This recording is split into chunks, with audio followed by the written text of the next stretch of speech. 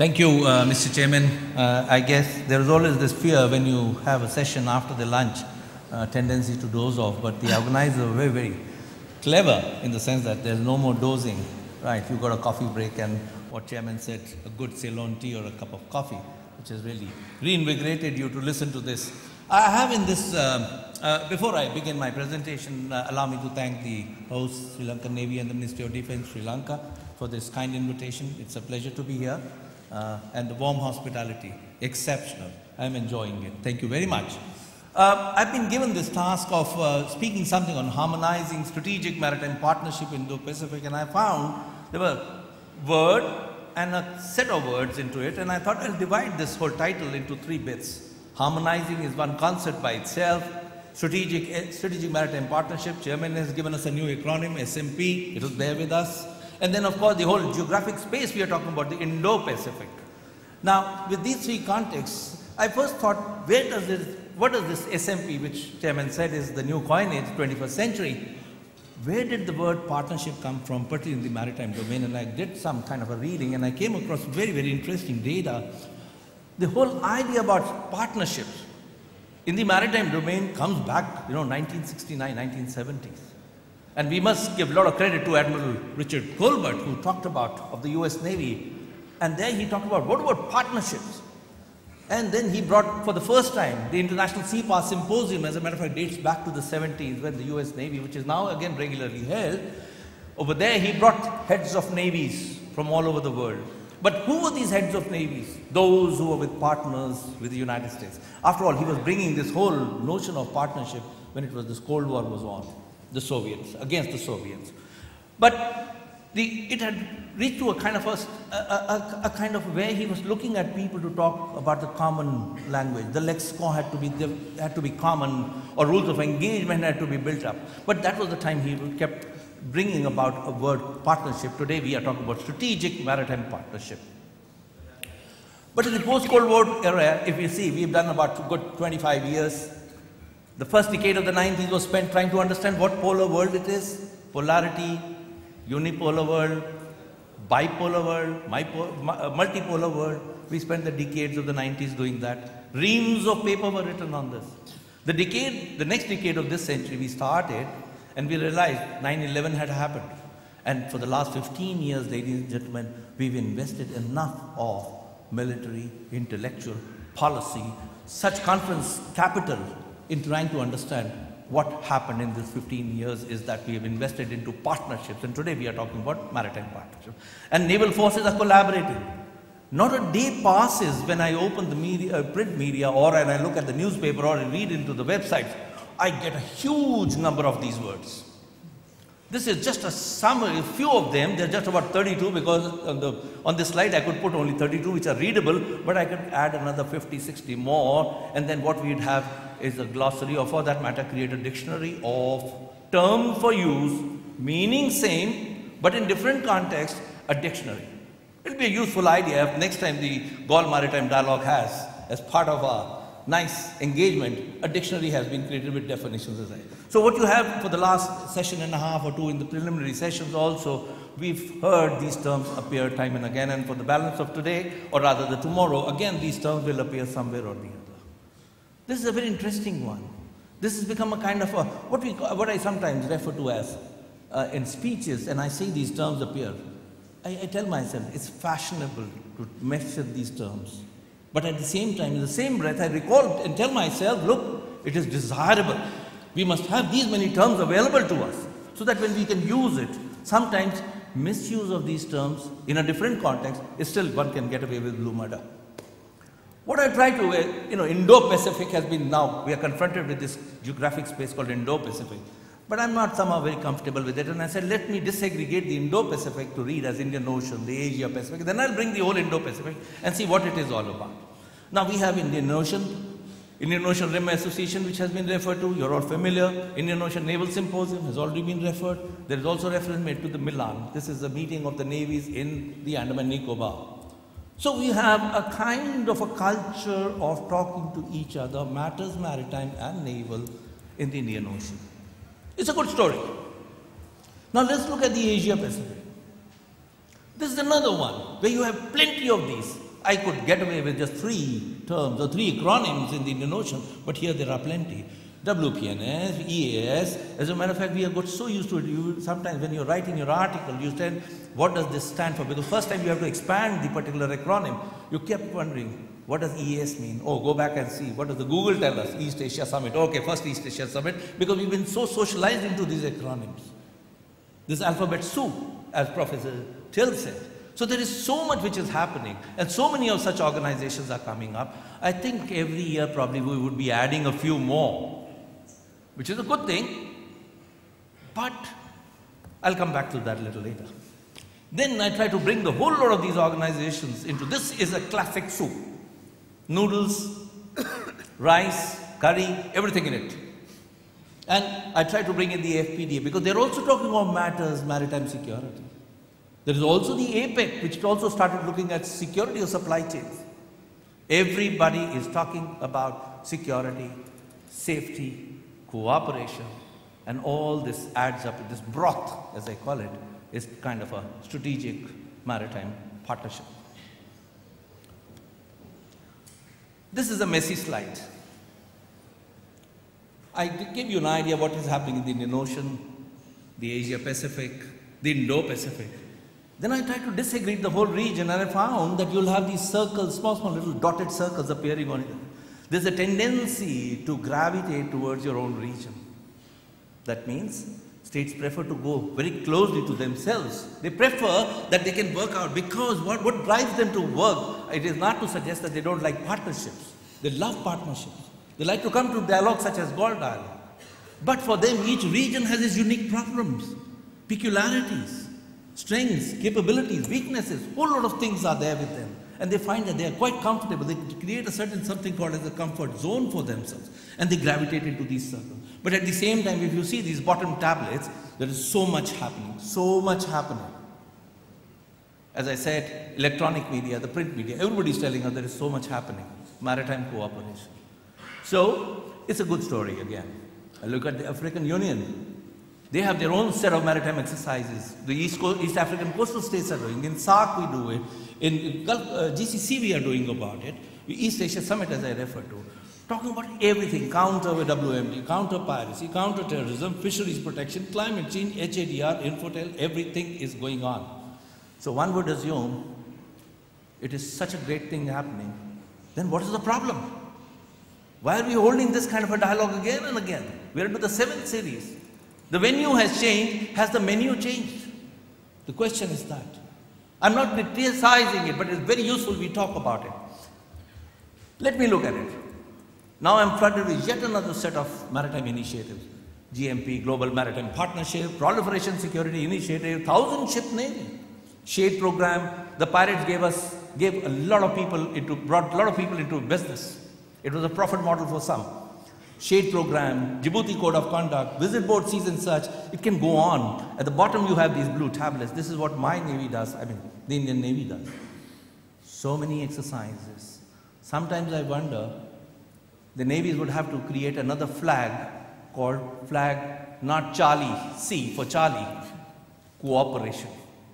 100 miles, there's a ship and you want to do engagement with him. You want to do exercise with him, a passage exercise. You hoist a flag called cooperation, I'm ready to cooperate. Is that the way things are? Yes, I guess that's how the navies are working with each other, which is again an interesting way.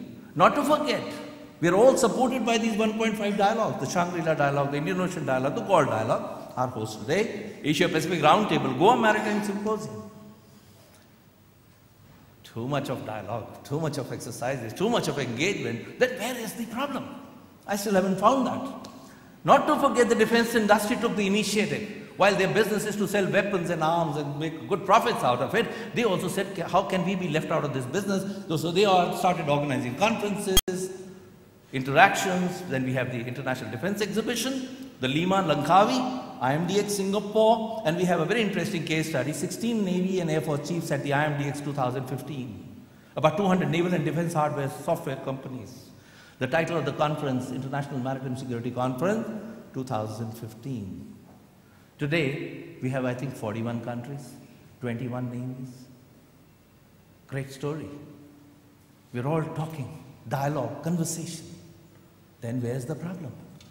But still, we found that this industry came in to help us with the ISPS code. We talked about container security initiative. We talked of flag of convenience. Tried to curb that down. Global Maritime Partnership and containers. Again, CTPAT we did. So maritime is an important stakeholder. If one is to go back to what I have said in the preceding slides, I think I see a very strong evidence of culture of working through multilateral institutions. I think everybody is exhibiting a great sense of working with each other on issues of common interest, concern. They are going to be collectively, partnership, strategic maritime partnership. They believe, there's a belief on that, partnerships are critical to address political, economic, diplomatic and security challenges. Enormous progress has been made. I guess in some cases the tensions have been diffused. As I said in the slide, I say a good story. Ladies and gentlemen, I also fear in the same breath, are we going through cooperation abundance or is there a cooperation overload? I don't know as yet. There are existing structures and arrangements. I think they're functioning. Dialogues every year. In a year, there are more than 24 dialogues. ASEAN, I give you an interesting example. ASEAN member countries host and participate working groups on summit level meetings in nearly 1,500 meetings annually. Regional countries are overburdened and may not possess the requisite capacity to ensure sufficient functioning of newer institutions. Do we require more institutions? Do we require to create a broader Indo-Pacific kind of a pan-oceanic concept where we need a lot of human, fiscal, military, all this capital will be needed. So the word harmonizing, how do I harmonize when every day is going to be a new structure by itself? Probably what we are leading to or resulting ourselves into growing of conversations that could undermine the existing initiatives in Asia, Pacific and the Indian Ocean. My suggestion would be there are existing structures that are available, stick to those and they are the ones they will deliver. They have delivered so far. If you try to bring another one, it's going to be. And I argue here, all this exercise, bringing new institutions may turn the thick soup that we have developed for ourselves into a thin gruel. The nutritive value of the high protein value may be lesser. We have added more water. So, engagement through a pan-maritime Pacific, Asia, Africa conceptualization such as the Indo-Pacific requires additional diplomatic and human capital.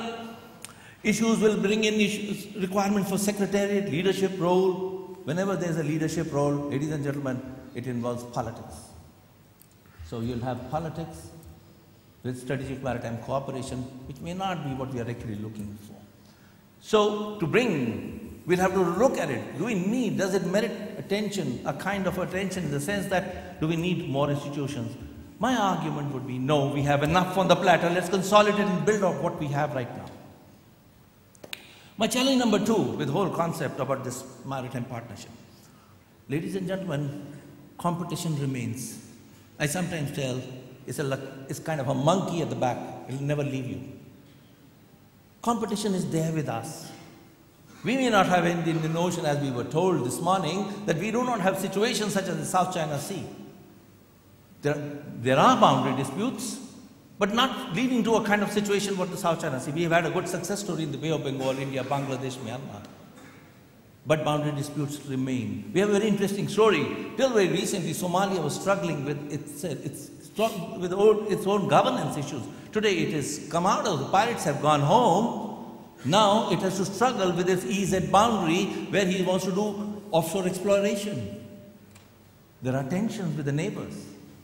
So competition is going to be there. Boundary disputes will be remaining with us. Do these maritime partnerships result in a certain addressing issues relating to boundaries?